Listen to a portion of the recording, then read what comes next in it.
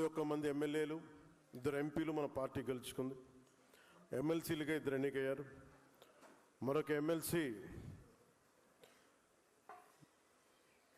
మన సిద్ధాంతాలు విధానాలు నచ్చి రావడానికి పార్టీలో ఉన్నారు. మన ఎమ్మెల్యేలో ఉప ముఖ్యమంత్రి, 2 మంత్రి పదవులు, 3 విప్ పదవులు దక్కి ఉన్నాయి. ఎన్నికల్లో పోటీ చేయడానికి సిద్ధపడిన తరుణంలో కూటమి సీట్లు సర్దుబాటులో సీటు వదులుకున్న నాగబాబు గారికి ఎమ్మెల్సీకి అవకాశం ఇచ్చాం. అలాగే పార్టీ కోసం నిత్యం నిప్పుడు నిలబడి చాలామందికి ఆయన మెత్తనదనం ఒక సాఫ్ట్ టార్గెట్గా అయిపోయిన హరిప్రసాద్ గారికి ఎమ్మెల్సీ పదవి విప్ బాధ్యతలు అందించాం. పార్టీ కోసం ముందు వరుసలో నిలిచి బలంగా పనిచేసిన నాయకుల్ని కార్పొరేషన్ చైర్మన్ని నియమించాం. జిల్లా, నియోజకవర్గ, రాష్ట్ర స్థాయిలో పార్టీ కోసం నిలిచారు.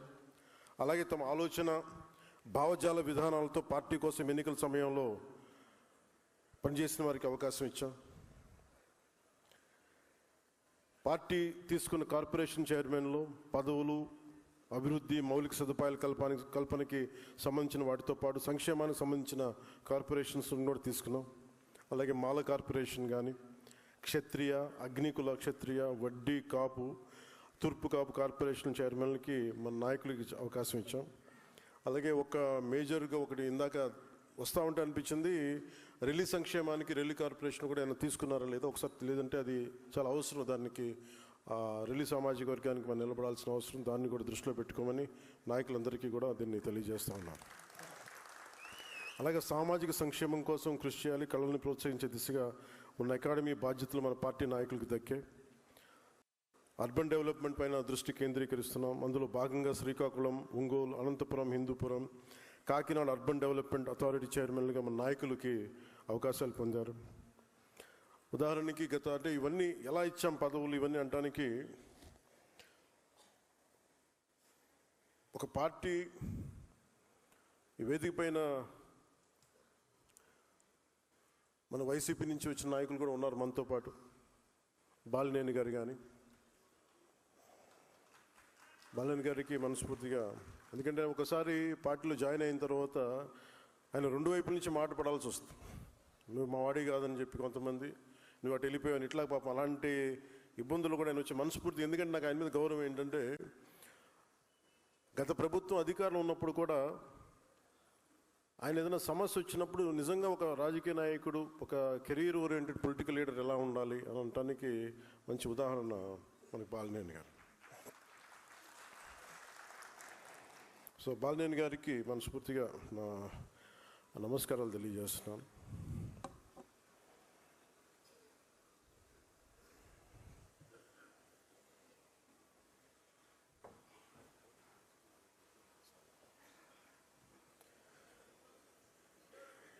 అలాగే గత ప్రభుత్వ దాష్టీకాలకు వ్యతిరేకంగా రోడ్డు మీదకి వచ్చినప్పుడు ఒక మహిళా పోలీస్ అధికారి కొట్టినా కానీ జనసేన జెండాని పట్టుకొని వదలలేదు. కొట్టే సాయి ప్రసాద్ని అంటే ఇవన్నీ కాళహస్తి ఆలయ ట్రస్ట్ బోర్డు చైర్మన్గా నియమించడం. అంటే దీని వెనక అంటే ఇప్పుడు మీరు తీసుకున్న ప్రతి వ్యక్తికి గుర్తింపు ఎలా ఇచ్చామని అనటానికి చిన్న సూచన ఇది, చిన్న ఉదాహరణ ఇది.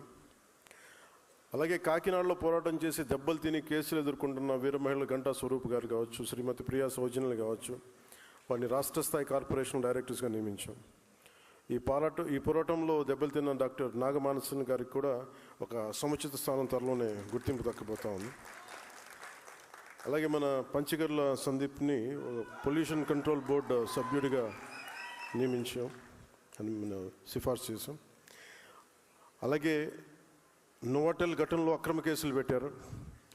ఆ ఘటనకి కొద్ది రోజుల ముందు మన పార్టీలోకి వచ్చిన మహిళ శ్రీమతి కొల్లూరు రూప గారు, వారి భర్త ఐ థింక్ షిప్ క్యాప్టెన్ అనుకుంటా, పాపం ఆయన షిప్ ప్రయాణంలో ఉండగా ఇవన్నీ జరిగినాయి. సాంపైని కూడా నాన్ బెయిలబుల్ కేసులు పెట్టి జైలుకి పంపించేశారు. ఆవిడ్ని, శ్రీమతి రూప గారిని రాష్ట్ర స్థాయి కార్పొరేషన్ డైరెక్టర్గా పదవికి ఎంపిక చేశాం.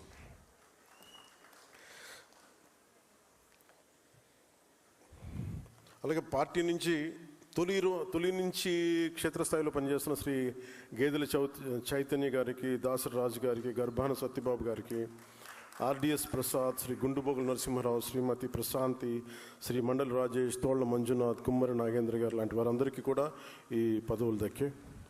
అలాగే పార్టీ తరపున సోషల్ మీడియాలో స్వచ్ఛందంగా పనిచేస్తూ సమావేశం నడుస్తుంటేనే ముఖ్యంగా పాయింట్ లోడ్ చేసి సోషల్ మీడియా కార్యకర్త శ్రీ నల్లే ప్రసన్న కుమార్ గారిని ఒక ఎంఎస్ఎంఈ కార్పొరేషన్ డైరెక్టర్గా నియమితులు. ఆయన ఊహించడం కూడా ఊహించలేదు. అంటే ఎవరి సిఫార్సులు లేవు, ఏ నాయకుల సిఫార్సు లేవు, కేవలం వారు ఎలా పనిచేస్తున్నారు అనే దాని మీదే మనం దీన్ని గుర్తించి మరి తీసుకొచ్చాం. అలాగే పార్టీ మీద అభిమానంతో పనిచేసిన వారికి కుగ్రామంలో ఉన్నా గుర్తించాం. ఉదాహరణకి కోనసీమలో ఇందుపల్లి అనే గ్రామంలో పౌరోహిత్యం చేసుకునే శ్రీ ఆకిళ్ళ నారాయణమూర్తి గారికి జనసేన అంటే చాలా అభిమానం. గత ప్రభుత్వంలో స్థానిక సంస్థల ఎన్నికల్లో పార్టీ మద్దతుతో వార్డు సభ్యుడిగా పోటీ చేసి గెలిచారు. ఆయన్ని బ్రాహ్మణ కార్పొరేషన్ డైరెక్టర్గా ఆయనకి నియమించడం జరిగింది. అలాగే పార్టీ కార్యక్రమాల్లో నిర్వహణ, టెక్నికల్, ఐటీ సపోర్ట్ వింగ్స్లో పాల్గొంచిన శ్రీ పండిట్ మల్హోత్రా, ఉయ్యాల శ్రీనివాస్, మణిప్రియలకి వివిధ కార్పొరేషన్లో పదవులు వచ్చినాయి. ఉదాహరణకి పండిట్ మల్హోత్రా గారి గురించి మాట్లాడితే 19 ఎలక్షన్స్లో ఆయన పోటీ చేసినప్పుడు ఆయన నానా రకాల ఇబ్బందులు పాలు చేశారు. బెంగళూరులో సాఫ్ట్వేర్ ఉద్యోగంలో అంటే వచ్చి కూర్చొని బలంగా నిలబడి ఓడిపోయినప్పటికీ కూడా స్పిరిట్ కోల్పోకుండా ఆత్మస్థైర్యం నిలబడినందుకు ఆయనకి పదవి ఆయనకి ఇవ్వడం జరిగింది. Party, IT, legal cells, doctors, legal programmes కమిటీల్లో కూడా బాధ్యతలు చేపట్టమని గుర్తించాం. సగటు పొజిషన్స్లో వారికి ఇవ్వడం జరిగింది. ఓటమి పాలైన పార్టీ కోసం నిలబడిన మహిళా నేతలు శ్రీ పాలవలసి శ్రీ గారికి ఘంటసాల వెంకటలక్ష్మి కార్పొరేషన్ చైర్మన్స్గా నియమించడం జరిగింది. శ్రీమతి టి రమాదేవి, శ్రీమతి రేఖా గౌడ్ను విజయవాడ శ్రీశైలం దేవస్థానం ట్రస్ట్ బోర్డుగా సభ్యులుగా బాధ్యతలు అప్పగించాం. ఉత్తరాంధ్రలో పార్టీ కోసం నిలబడి గిరిజన ప్రాంతాల్లో తిరిగిన కార్యకర్త శ్రీ వన్నెంరెడ్డి సతీష్ని విశాఖపట్నం జిల్లా గ్రంథాలయ సంస్థ చైర్మన్గా నామినేట్ చేశాం. ఇంకా రాష్ట్ర స్థాయి డైరెక్టర్ పోస్టులు ప్రతిపాదించిన 60 మంది ఉన్నారు. వారికి సంబంధించిన ప్రకటన ఇంకో కొద్ది రోజులు తెలుస్తుంది. అలాగే జిల్లాలో బ్లాక్ స్థాయి అంటే agriculture technology management authority committee చైర్మన్లను సభ్యులు నియామకం మొదలవుతూ ఉంది. ఆ కమిటీలు చైర్మన్లు సభ్యులుగా జనసేన కూడా తామాషా పద్ధతి ప్రకారం పదవులు వస్తాయి. అలాగే జిల్లా గ్రంథాలయ సంస్థల సభ్యులుగా కూడా నియమం చేపడతా ఉన్నారు. అంటే ఇవన్నీ మీకు ఒకటి కాదు, రెండుగా చాలా ఉన్నాయి. సో వీటికి పదవులు చిన్నవా పెద్దవా వీటన్నిటికంటే కూడా మనం దీని బాధ్యతని మనందరం గుర్తించాలి. సో దానికి ఇంకొన్ని సంఘటనలు చెప్పి then I will come to the main contents. ఉదాహరణకి మన చిల్లపల్లి శ్రీనివాస్ గారు ఉన్నారు. ఈరోజు అరేంజ్మెంట్స్ అన్నీ వారి చేతుల మీదుగా జరిగినాయి. చిల్లపల్లి శ్రీనివాస్ గారికి మన భోజన సదుపాయాలు చిల్లపల్లి శ్రీనివాస్ గారు ఆర్గనైజ్ చేసినందుకు మనస్ఫూర్తిగా వారికి ధన్యవాదాలు తెలియజేస్తాను. అలాంటి వారికి మన ఏపీ ఎంఎస్ఐడిసి చైర్మన్గా వచ్చారు. ఆయన ఇన్ఫ్రాస్ట్రక్చర్ అంటే ప్రజలకి, అలాగే రాష్ట్ర ఎంఎస్సి డెవలప్మెంట్ కార్పొరేషన్ గారి శివశంకర్ గారు కానీ, అలాగే టౌన్షిప్ అండ్ టిట్కో దానికి అజయ్ కుమార్ గారు,